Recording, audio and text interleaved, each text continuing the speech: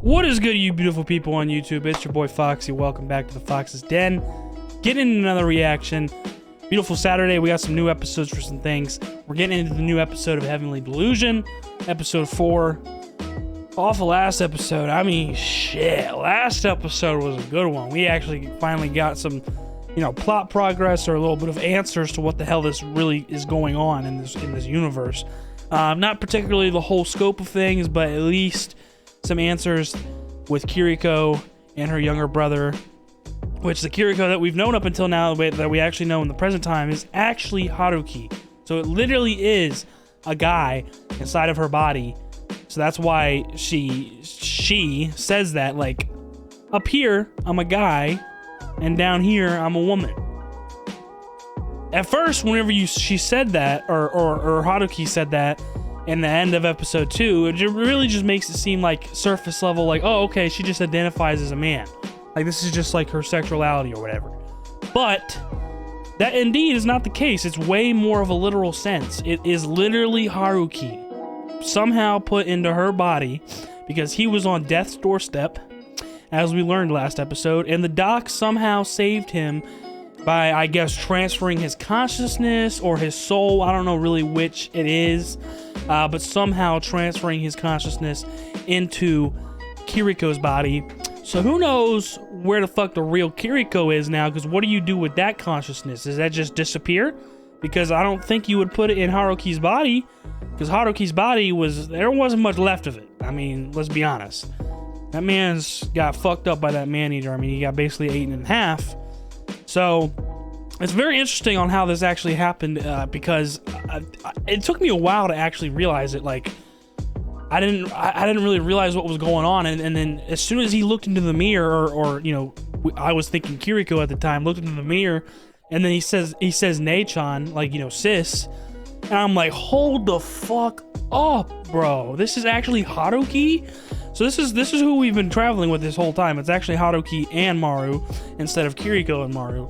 And, his whole goal is just to find the doc or Robin, like any sort of clue he can find on where they're at, and figure out, okay, what the fuck did you do to me, and where's my sister, basically. Because apparently Robin was already, like, kind of paying attention to the doc, or, like, keeping tabs on him, because he was doing, it was rumored that he was already doing some, kind of weird experiments on humans and man-eaters and whatnot.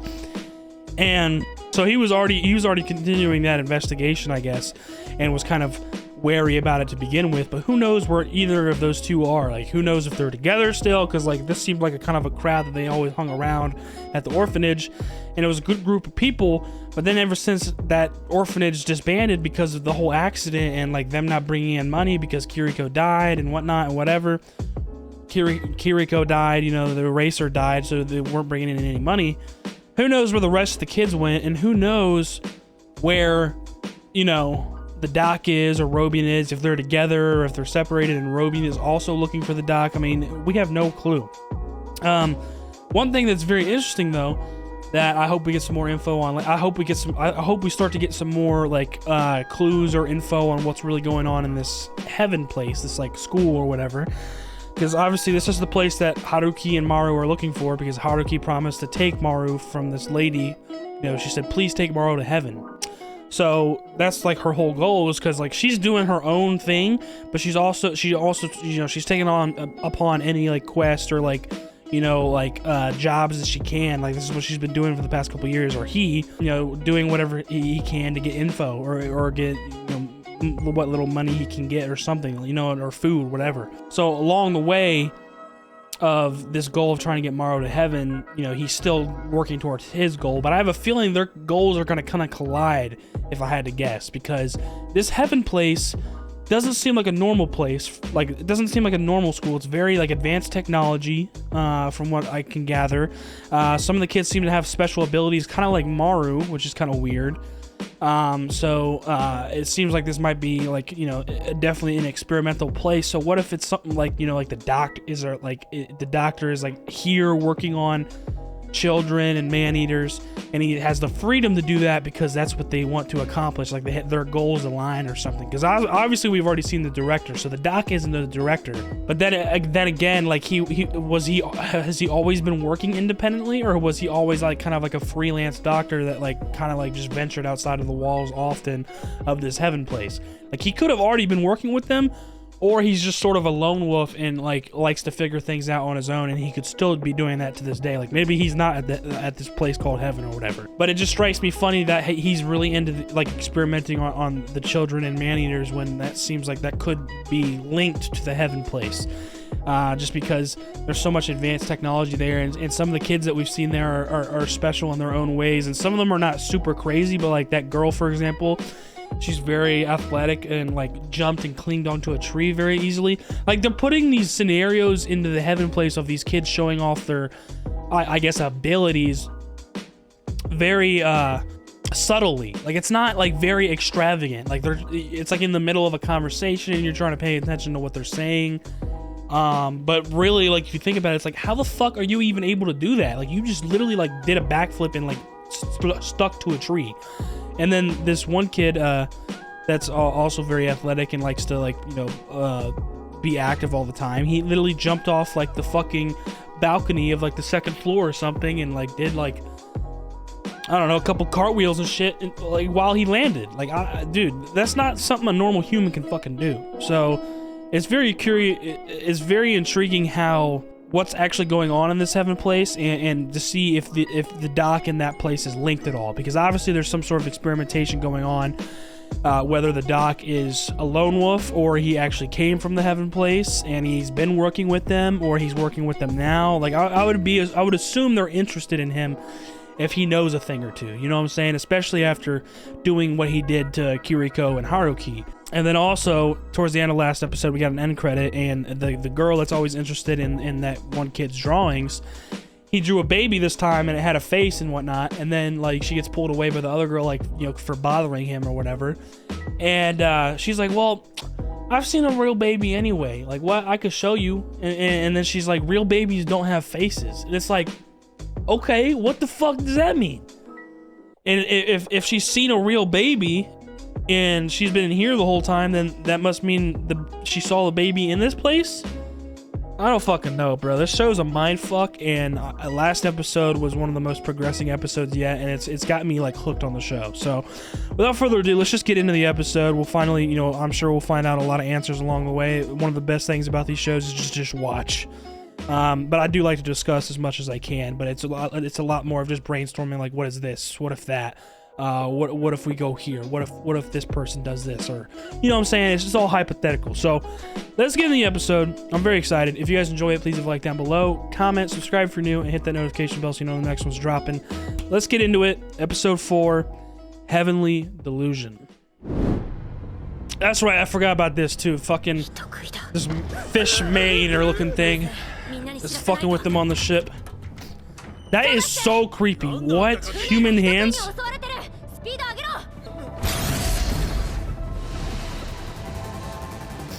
It looked like a good hit, but it did anything? It doesn't even look like it moved. Bro, that shit creepy as fuck. The way it was crawling on the ship with the like regular human hands, like, nah, fuck no. That shit is creepy. Bro, this opening is really good. I keep on saying this, bro. Like, as I watch this shit throughout the week, bro, every opening for most of these spring seasons and shows are so good. Bro, that part right there, I don't know why. It reminds me of Tokyo Ghoul. You know, Tokyo Ghoul's classic opening. That shit is gas. Ah! The chorus, bro? She's singing her ass off, bro. Dude, that shit just gave me goosebumps, bro. I've already heard it like 3 times. That shit gave me goosebumps. Yeah, this fucking girl. Yeah, that's right. These two were having that conversation. She knows where they're at? See, like, this is what I'm talking about. How? She's literally climbing a wall. She's like, how the fuck? Yeah, like, hello? I can't do that shit. See, this is what I'm talking about. Every kid is different. Like it seems like some are really gifted like athletically and physically, and they can do like crazy shit like that, like climb walls, jump off a balcony of the second floor. But like, not everybody can do that.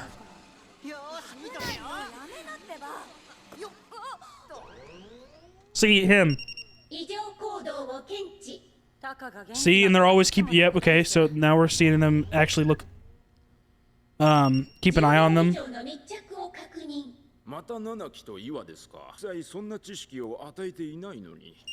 So they're like kind of.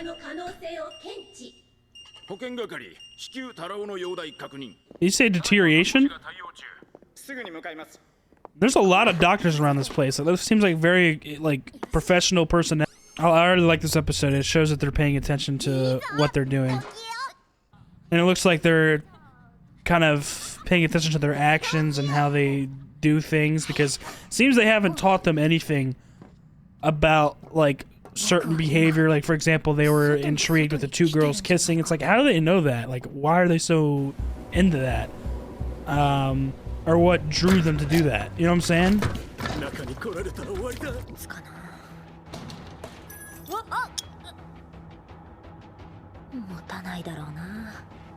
Literally, like a screw just fall out. Like, that doesn't seem very reliable. Just saying.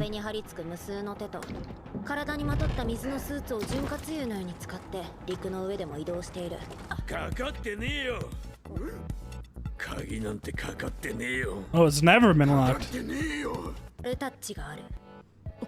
That's what I was thinking. Yeah, like you did last time? You... He's like, wait a second. You have no plan and you're just relying solely on me? That's a lot of pressure.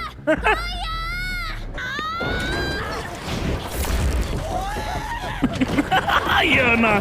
These two are a wild duo.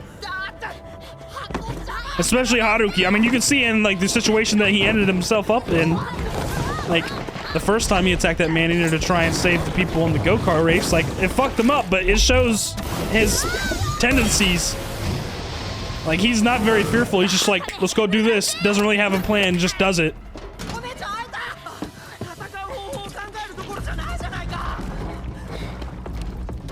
That's what I'm saying, bro. It seems so, like, they don't really...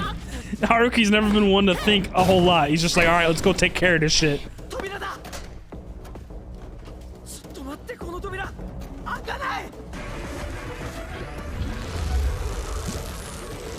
Oh, it's drying it up.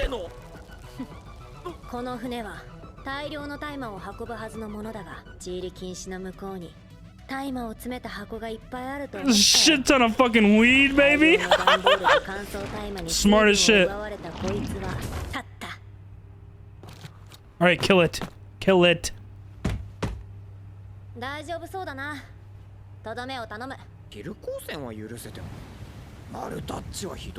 I can live with Kiru beam, but Maru touch is awful.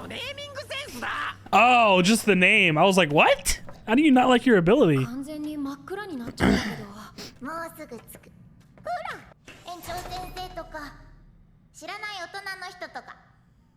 Imagine they actually get caught right now.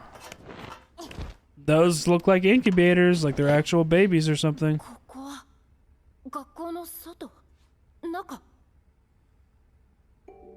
Oh, nah. They have no idea what they're looking at. They think they're babies because they don't know any better. See, this is what I'm saying, like how the directors or people that were paying attention to them mentioned earlier. We haven't taught them anything about this behavior, so they don't know anything about babies. That is not a baby, bro. That looks like a fucking man-eater, dog. I mean, yeah, it does look like a baby, but it's not just a baby. It's like a baby man-eater. Like, what the fuck is going on here? Oh shit! Nah, this is not good. Here we go.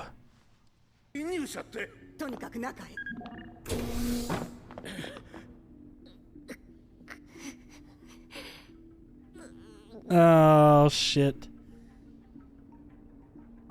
Oh wait, what? They didn't come in to their room?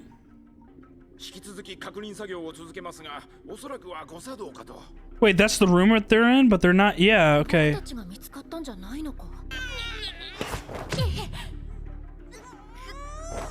She left a footprint.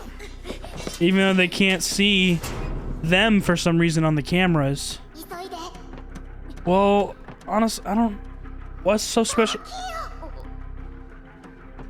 Are they like related to that invisible man-eater that Haruki like fucked with? Okay, and that fucking man-eater baby just said that fucking girl's name.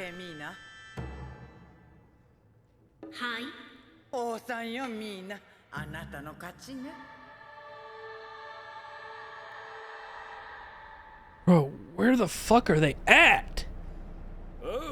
That's really weird though, because they were able to see most of the other kids on camera, but for some reason those two they couldn't see on camera. They're pissed about their marijuana. このマークについて何か知らない？鳥をモチーフにしたマークってのは昔からよくあるからな。俺にはどれも同じに見えるわな。He knows something about it? このマーク。え、知ってるの？これは三つ葉のマークだ。三つ葉？おう、確かだ。兄貴の誘いを蹴りやがって。ふざけたやつら。Bro, you gotta stick up your ass. Relax. できることならまた会いてえもんだ。気持ちのいいやつらでしたね。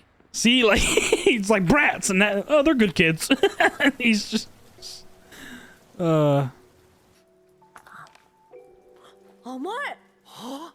よう噛んで食べれば大丈夫だよ。yeah. A real knee slapper, bro. そうだな。羊羹と乾パンだから羊パン汁。ああ。この人ネーミングセンスが終わってるんだった。He's reminded of how bad her names are. 言われたくないね。名前はともかく美味しいよ。あと何回作れるの？1回だね。全然似てないじゃん。あのチンピラ。Interesting. So that's a dead end? So the guy thought he knew what that logo was, but it's not? Unless that logo's been like deteriorated and it just looks kind of different. 記憶もぼやけてしまっている。Oh my god. もっとしっかりまぶたのメモリーに焼き付けておくべきだった。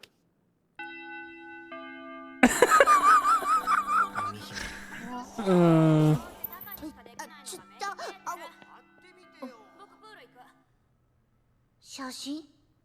僕ここ最近シロにメールを送った覚えがない。もう少し具体的に。具体的。 Yeah, he's not trying to be specific because he feels awkward as fuck. 僕の部屋に閉じ込めたい。Keep you in my room? That is an interesting way of saying that. Fucking creepy, low key. Okay, he's getting even more descriptive. This is so awkward. You want to eat me? Yo, these kids. Yo, nah. Bro, this girl's always like listening in on like her surroundings around her. Like she gets her stuff mixed up into everything. Like she just saw those man-eater babies with the other girl. Now she knows about their like relationship or that kid like liking Mimihime. I mean, she's into everything. And somehow they didn't see them on camera. Like they had the room, they have a whole camera in that room, but they weren't able to see them, and I don't know why. Is it because those two have some sort of special ability where they can turn invisible? Or were they just not able to be seen by the cameras? I don't know.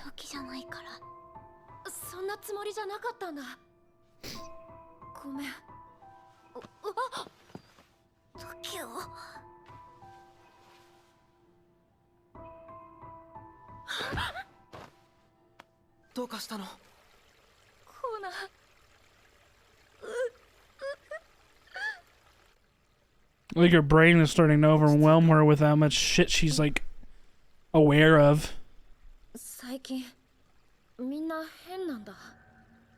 Just everything she's noticing. 時もそのうち誰かを触りたいとか触られたいとかって思うようになると思うけど。Okay. なくていいから。コナがいいな。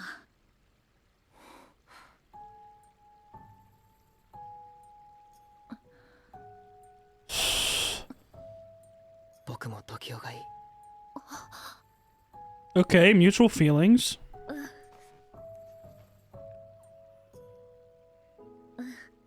It's so intriguing, bro. Like, these kids are like, okay, they're obviously at the age where I guess this is normal, where they're experiencing, like, I guess you could say puberty and, like, curiosity of the opposite sex, or not even the opposite sex, but just, like, love in general. この放送は時代くんの部屋だけに流れています。タランくんの容体が急変しました。時代くんと話をしたがっています。 Oh, wow. すぐに治療室まで来てください。 We still haven't really learned much about this condition either. ごめん。昼間はごめん。 I mean, and if it's not infectious, then where do they get it from? I guess they get it from the man-eaters? But how would... I don't know if that would make sense either, because the man-eaters usually finish their fucking prey, do they not? そんなこと言わないで。ここから逃げて。 It's interesting that he said that. ここは危ない。 Really? God damn it, dude. What an episode, bro. There's so much fucking shit going on, dude. God damn. One thing after another. Alrighty, guys. What another amazing episode of Heavenly Delusion. I mean, god damn. Like I said, this shit is messing with my mind. There's so much going on. Let's try and deduce this from the beginning. Pretty much we jump right back into where we left off with the man-eater that was attacking the boat with Haruki and Maru. And sure enough, Haruki comes up with a plan, and not really a plan, but just, you know, kind of thinks it through pretty quickly, and then it's just like, all right, let's go do this. So this is where I was saying, like, he's kind of had this trait of just like acting before really thinking, or asking for too much help, because they could have asked for some help from those other people. There was plenty of people on that ship, but obviously they're probably scared, and I guess they trust, just, you know, he trusts him and Maru more than anybody, just them two, since they're used to this. But it seems that he's had this trait of, you know, usually kind of going in before really thinking it through, and somehow, you know, getting through it all, or at least it seems like that ever since the first encounter, because he, you know, tried to take care of that man-eater that was invisible by himself. That's what got him into this situation in the first place, and, you know, got him inside his sister's body, and now he doesn't know what the fuck's going on. But that was just one thing I paid attention to, is that he's always been kind of, like, on the gun, like, all right, I thought this about a little bit, let's go fucking take care of it, type shit. Because Maru the whole time is like, that's not really a plan, and he's like, you know, he's scared, and he's like, you know, very in tune with like what he's feeling, and he's like, I don't know about this, bro, like, I don't know. But sure enough, they go, like, they lead the man-eater inside the ship, and then have it chase them down to the like bottom of the ship. Whereas where a bunch of marijuana was kept down there, obviously that's what they were, you know, smuggling. Not smuggling, but I guess they were, like, you know, fucking transporting it to wherever they were going. I mean, it seems like people that live out here, or just after the collapse, I mean, there's not really much else to do. Like, it's not like a very successful, like, hardworking society anymore. I mean, you can't really have that anymore, because there's probably not enough people, and there's not enough resources to even keep a business or a corporation or anything like that going. So it's not like people really have anything to worry about anymore. So like, they're like, yeah, fuck it, we're just gonna smoke weed all day. Like, the fuck it. Yeah. So anyways, the marijuana is what allows it to suck up all that water that is surrounded by the man-eater, and then basically makes it incapable of moving on land or on the boat, because it has that shield of water which has allowed it to move, but now it doesn't. So it just sat there and basically couldn't defend itself, and that was what allowed Maru to be able to easily kill it. And so they did that pretty effortlessly, and they got to where they wanted to go, or the ship did. And sure enough, they start heading into the city, and you know, the ship, I guess the shipmaster or whatever, kind of asked if they wanted to be their bodyguards, or at least tried to thank them with some money. But I don't know if that money is of really any use, to be honest. I don't know. Obviously not in their case, since they're going into like kind of abandoned places. Like, where are you going to spend that? He declines the money, Haruki does, and basically is like, can you just tell me about this area, like what's going on here and whatnot, or can you tell me about this logo on this gun? He doesn't recognize the logo at all, but he does say like, oh, if you go up farther this way, then there is some sort of a town, and you know, look through it if you want. But the other guy is like, I recognize that logo. That's definitely Matsuba. And he seemed pretty confident, but he might not have been very reliable, as it seems with Maru and Haruki actually getting to this building and it has that logo on top of the place or whatever. Doesn't look anything like the logo on the gun. But is that really them thinking that he is wrong and doesn't know what he's talking about? Or is it like more of a thing where the emblem or logo has been kind of eroded so it looks different and it's really what they're looking for, which would be interesting, but who knows? So that's pretty much where we left off with them, and they had like they found some sort of yokon, like some sort of sweet candy and something that they could mix it with bread, and so they had something actually decent to eat, and then that's where they're staying for that night. And then pretty much the rest of the episode was exploring this place called Heaven again, and Tokyo, the blonde short-haired girl, kind of, I feel like we're seeing a lot of the things in this place mainly from her point of view. Sure, a lot of some other kids too here and there, but I feel like most of the time we're always like from her point of view. So from the start, like what I've been saying is like these kids have special abilities and they're all kind of different. Like some kids are very like athletic, like this girl that took Tokyo to see the babies, right? Or the Taka kid, the guy that is also very athletic. He's like doing a handstand on the balcony and whatnot. And obviously, we actually get a little bit of a glimpse this episode of like the employees there and the doctors or researchers, whatever. It does seem very professional. Like they have they're all wearing suits and whatnot. Like it seems like a professional establishment to the point where there's enough people to actually keep an eye on this place. There's cameras everywhere. There's a monitor room where two people are always, looking at the cameras and whatnot. And so they're paying close attention to these kids' interactions with each other and behavior. And so, like for example, Taka doing that handstand on the balcony, the camera immediately pointed out abnormal behavior here. So that means there's something special going on there. It's got to be. And then there's also just like the behavior that they're experiencing or interacting with others. Like for example, like the two girls are really interested in each other and they're always like kissing each other. And some of the other girls or not really just any of these kids are like, some of them may be a little bit more behind the curve and aren't paying attention to it as much, and then there's some that are like really experiencing this like change around them where they're starting to like somebody, or they have an interest in somebody, or they enjoy kissing this person, or they enjoy this and that, like basically just like this whole concept of like puberty and love, right? That's what it seems like to me anyways. And we're kind of seeing Tokyo like be aware of all this stuff happening around her, and it's kind of overwhelming her. Like for example, at first like the girl takes her to go see the babies, and this is what they know is baby, because they don't know any prior knowledge. Like how the people that were monitoring the cameras, like they were curious on why those two girls are kissing each other all the time and actually enjoy it, because they haven't been taught any of that behavior at all. Like they have no prior knowledge of it. They haven't seen anybody do it. Maybe the only case that they might have seen other people do it is maybe other kids. But then how do those kids find out? So this is literally just them like kind of living life and experiencing things for their own, with no like guidance. And the researchers kind of paying close attention just to see how they act and how they do things. And then what's really interesting in this episode is whenever that girl took Tokyo to go see these babies, they do look like babies, but they look like fucking man-eaters, bro. They ain't got no faces, like the girl said. And the bottom of it looks like a fucking man-eater.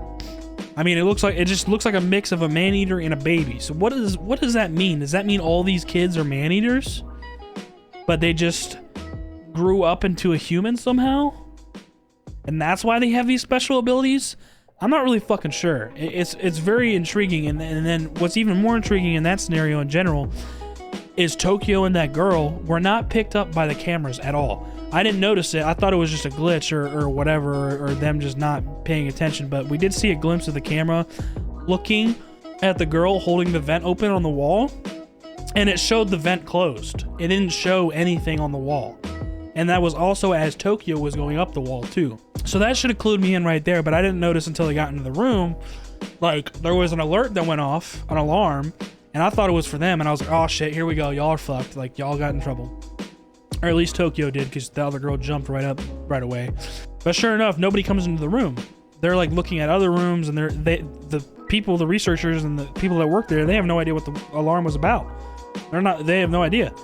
And then the director is in this one place with this big ass fucking like AI thing. I don't know what the fuck it is, but she's talking to it, asking it questions like, do you know anything about this alarm? And it seems like, you know, she didn't really, or the director was just trying to fish it out of the robot or whatever. So they don't really know what the alarm was, and they didn't get caught, because once we go back to the monitor room and we're looking at the camera of that room, there's nobody in there, but Tokyo was very much still in there. So is that the camera just not picking them up because of their abilities? And if that's the case, has that been like that this whole time? Because I don't recall seeing, we haven't gotten a chance to see what the camera feed's seeing yet. So, well, no, I just thought of I just remembered that Tokyo was playing with a soccer ball at one point and hit the ball towards this door that goes to the other side, and there's a camera right there, obviously. And she says, "Oh, the ball went over there," and then the camera go ahead and says, "Oh, you can go ahead and pick it up. Go ahead and pick it up." So the camera saw her there, so why didn't the camera see, like, that is a very interesting factor of, like, I don't know what's going on there. I really don't. That was very intriguing. I don't know what's going on there, and I hope we figure that out soon. But they did zoom in on that footprint that Tokyo left in that room. As she, like, got helped up by the other girl and, like, got through the vent again, she, you know, put her foot down on the wall to, like, propel her. So there's a footprint there, and they zoomed in on it, so that's definitely going to come into play later. And the I guess the research people giving them a clue on like who the fuck, like what that alarm was, or who the fuck's been there. So that's going to be very interesting when they actually figure that out. And I thought that was actually initially what they were calling Tokyo for at the end of the episode in her room. Like, this message is only for you. I was like, interesting. Looks like they found your fucking footprint, but no. In actuality, it's the kid that tried to kiss her that has that disease or whatever.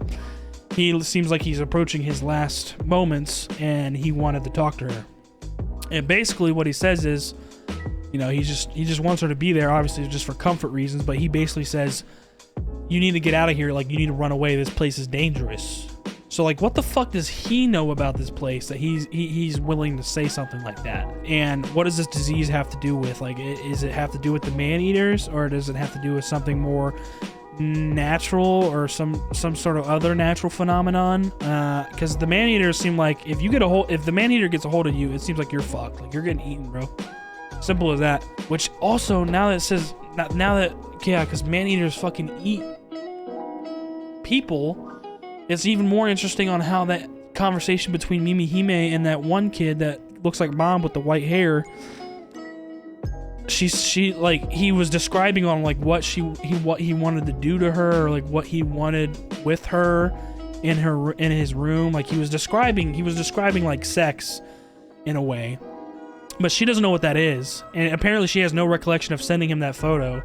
So who sent him that photo? Was it the researchers? Like, Photoshop? Like, just see what this kid does? So that's another interesting fact. But then after he started describing all that stuff, Mimihime was like, huh? You want to eat me?